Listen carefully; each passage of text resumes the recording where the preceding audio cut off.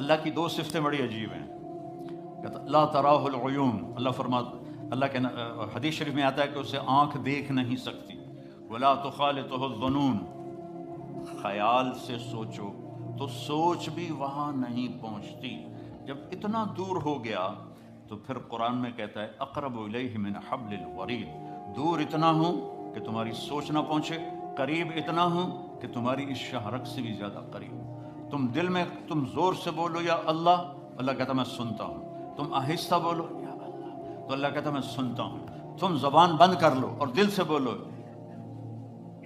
اب میں دل سے بولا ہوں، میں نے نہیں سنا، میرے کانوں نے نہیں سنا، اللہ فرماتا ہے میں یہ بھی سنتا ہوں، میں یہ بھی سنتا ہوں. لا الہ الا ہو، میرے جیسا کوئی نہیں ہے. دلیل کیا ہے؟